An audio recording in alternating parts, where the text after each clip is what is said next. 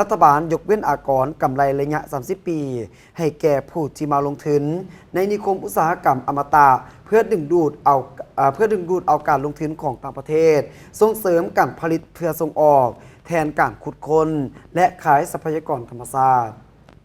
ในกล่องประชุมสมัยวิสามัญเทื่อที่ 2 ของสภาแห่งชาติได้รับรองเอานโยบายส่งเสริมพิเศษเฉพาะให้ผู้ลงทุนในนิคมอุตสาหกรรมอมตะ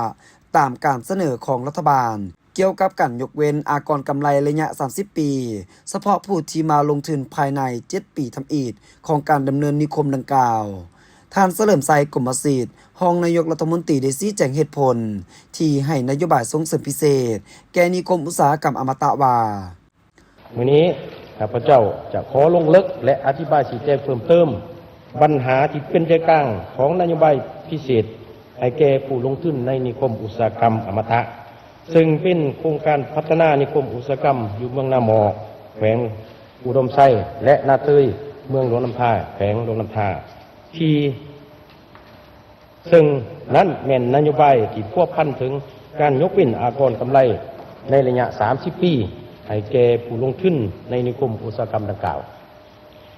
นโยบายยกเว้นการเก็บอากรกำไร 30 ปีดังกล่าวเป็นนโยบายสูงเมื่อเทียบใส่การให้นโยบายดังกล่าวอยู่ประเทศต่างๆโดยเฉพาะอยู่ในประเทศอาเซียนแต่เป็นยังรัฐบาลจึงเห็นว่ามีความจำเป็นทางนี้ขอย้อนว่า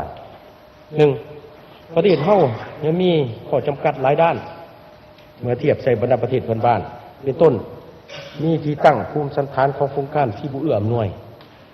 ในขณะเดียวกันพื้นฐานโครงสร้างยังบ่ทันได้รับการพัฒนาผู้พัฒนานิคมอุตสาหกรรมจำเป็นต้องใส่งบประมาณและทุนทอนอย่างหลงหลายเพื่อลงทุน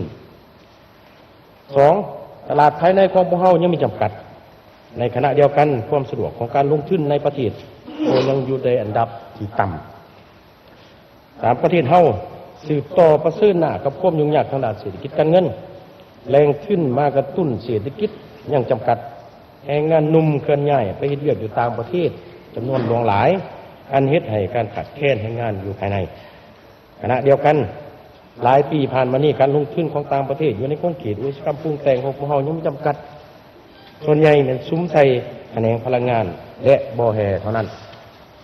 เหตุผลและความจำเป็นในการดึงดูดเอาการลงทุนมาพัฒนาเขตธุรกันดารรัฐบาลจึงมีนโยบายส่งเสริมพิเศษให้ผู้ลงทุนในนิคมอุตสาหกรรมอมตะซึ่งจะเป็นเงื่อนไขสำคัญในการส่งเสริมและดึงดูดเอาการลงทุนของต่างประเทศส่งเสริมการผลิตอุตสาหกรรมการผลิตเพื่อส่งออกแทนการขุดค้นและแทนการขายทรัพยากรธรรมชาติเป็นการสร้างเวียกเก็ดงานทำให้ประชาชนในท้องถิ่นให้นับมือนับหลายขึ้น